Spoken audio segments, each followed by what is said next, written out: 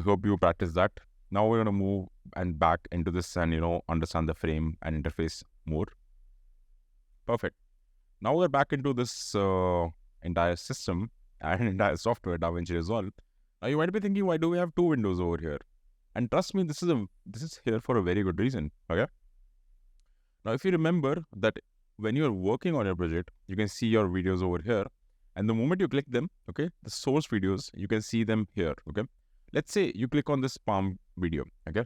Now, you want to see and scroll through this video like this, okay. You want to see, okay, this is there, that is there. What all does it have? And you are finding for that one interesting part, okay. For this one, I think it's all the same. Let's work on this one. I want to find I want to find that one interesting part which is there, which I feel starts right over here, okay. The moment the drone starts to enter this place, I think this is the part which is interesting, and I'm interested particularly from here.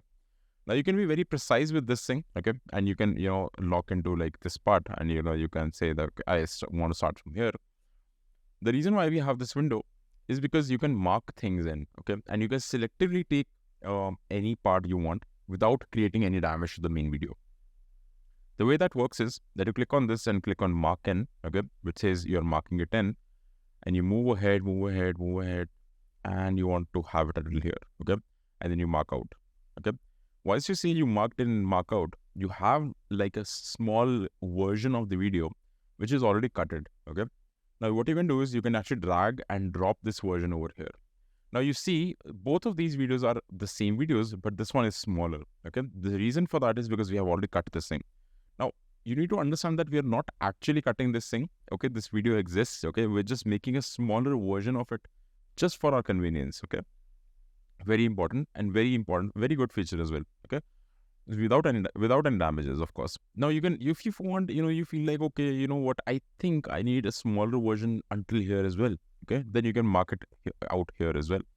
And then you have another version which is even smaller, okay, and which is from the same video, okay.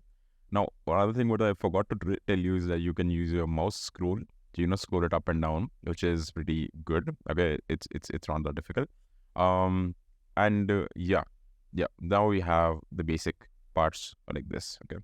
I just cutted that frame. Yeah, perfect. So you have the parts that you need, okay.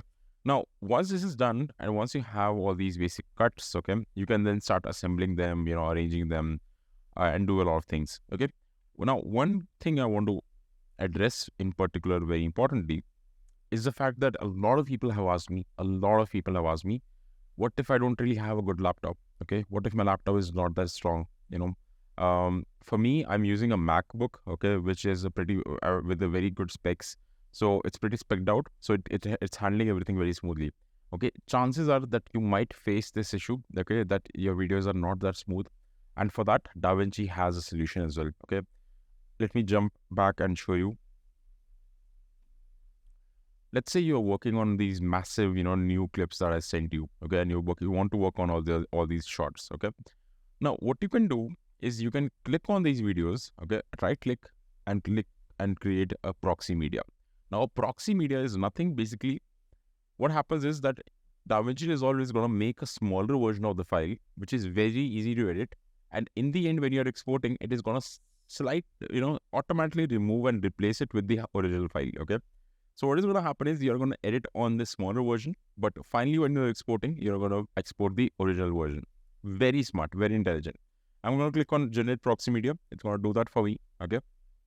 And all of these things are now basically proxy media. You can see that the logos have changed, and you can see the small thing which is here, okay? This says that, now we are working with the proxy media.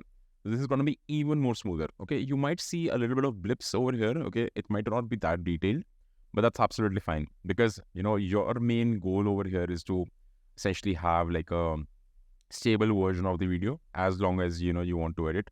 And once you're editing in the final version, you would anyway have the highest quality possible, okay, which is very, very smart, okay. So I like this. Honestly, I like this fact that that you have the possibility of having a proxy media, which works really well, okay.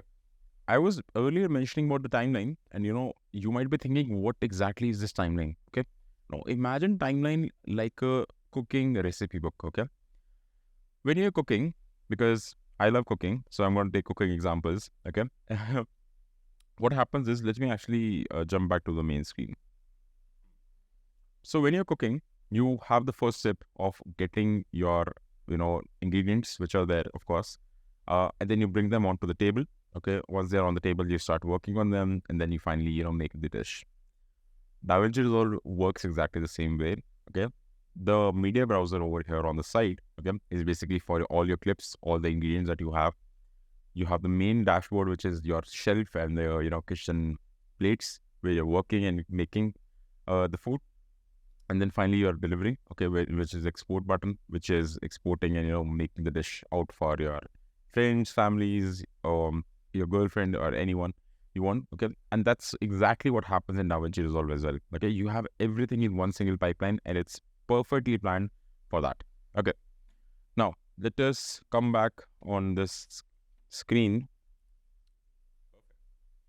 Now, if you see over here, these are all my ingredients, okay? All the movie clips that I have. This is my main timeline where I'm working. And then finally, I have the export button, which is there, which is going to help me export the final project, okay? Now, we have already understood in and out points which were there, okay? Now, you can edit them on timeline as well, by the way, okay?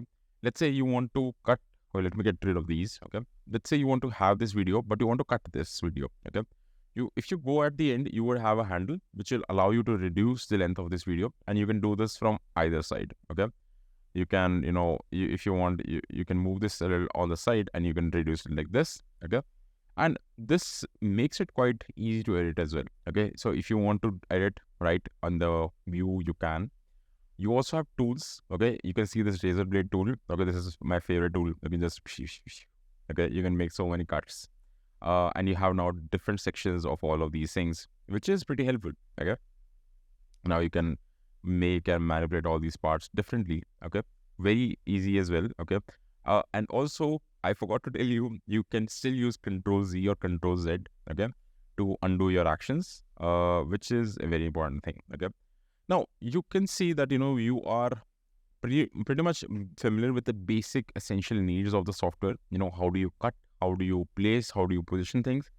And now you can, start playing with all these things as well, okay? Now, you might be thinking, okay, how do you delete something? Okay? The way it works is, let's say you want to cut this start. You want to cut this start. I want to cut it until here, okay? And I want to keep it until here, okay? What happened to all these things, okay? How do you get rid of these? You just click on the arrow button, select this and press delete. Select this and press delete. And then you can move all of them together. Now, what you have is a version where you cut and remove all the extra things which were there, and you only have, whatever you need. Okay. Now, you might be thinking, why do we have these three and only this as one? Okay. Now, the way it works is that all of these are video channels. Okay. Now, channels are nothing but layers. Okay. So, if I layer this above this video, it's going to automatically show the layer which is on top. Okay. So, like this. Okay. But where it come handy is when you're going to start working with, a little bit of transparency and transitions. Okay. If you zoom in over here, or if you look over here, you have this small button which allows you to do this thing. I'm going to talk about this properly. Okay. But the way it works is you can blend into different frames together. If you see what happened is, like, you can blend into different frames together. So the way, all of these things work is, you need to layer them together. Then only they work the best. So that's why you have multiple channels, okay? We have not started working on the audio yet. That's why you don't see anything, okay? But once we start working on the audio, you're going to be loved by and fascinated by all these effects and glitches and all of these things which are there. Perfect. Absolutely amazing. So far, we are doing very well, okay? And so far, you are doing very well, okay, for following along until here. And now you have understood, how do you manipulate clips? How do you move clips? How do you move them around? And now I gave you a little bit of hint on how you can adjust the brightness. This is what we did. Now you might be thinking, what exactly is this thing and what happened? Okay. Now we haven't really jumped into the inspector part, but now we're going to talk about the inspector. Okay.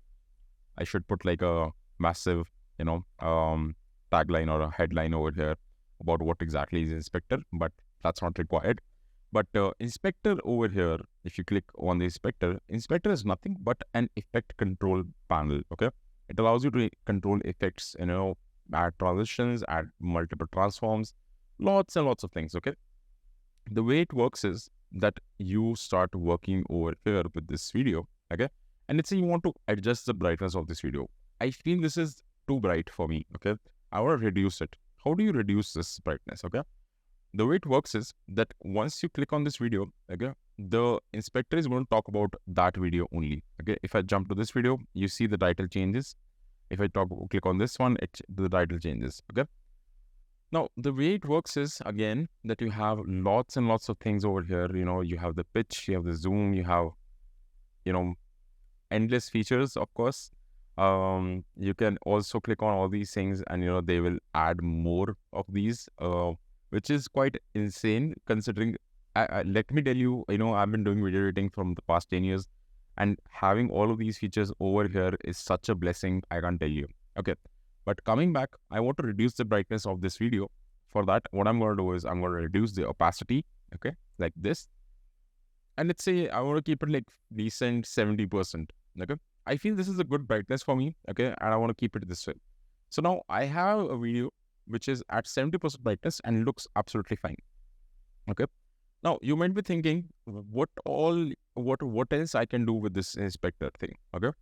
Now, you can adjust a lot of parameters, okay, and you can adjust them dynamically as well. Let me tell you what I mean, okay. Usually, when you're working on a video, okay, you start with a very black screen, okay, and you want the black screen to slowly grow up and, have a brighter screen, okay. Now, in order to do that, you can do like this, that if you see over here, you can see this small white thing, okay, and you can add this until here. Now, what will happen, let's see. The transition becomes so smooth because you have a black screen and that black screen is slowly going away. Okay? Now, if you click over here, you see this is how it looks. And this looks absolutely amazing. You can also achieve the same effect with the help of this opacity control, with the help of something known as markers. Okay, you see this thing over here. Okay, you might be wondering, what are these small buttons? Okay, what are they here for? What do they mean? Okay, they are basically used for animating and automating the process of, effects. Okay, let's say you want to start with a black screen. Okay, what you would do, you would decrease your opacity to 0. Okay, and add a marker over here. Okay, once this marker is added, it will remember that in the start, I want to keep the brightness as 0. Once I move forward over here, I want to increase it to 100%. Now what is going to happen? It will remember that the brightness becomes 100%. Now, if you go back and see, you will see that this is animating and this is happening in real time, that you are moving this thing once and for all with the one process, which makes it quite helpful and quite easy for you to, control and manipulate, of course, as well. Okay. Now, we have understood what timeline is, how do you handle basic operations and, things like that. Now we are going to start adding a music. Sorry, we already added a lot of videos. Now we're going to start adding music. We're going to start building a storyline, and now we are going to start compiling as well. And this is going to be a project number 2. Okay. So I hope you understood until here. Rewind back if you haven't, and then we'll move forward. Okay. So without any further ado, I'll see you soon.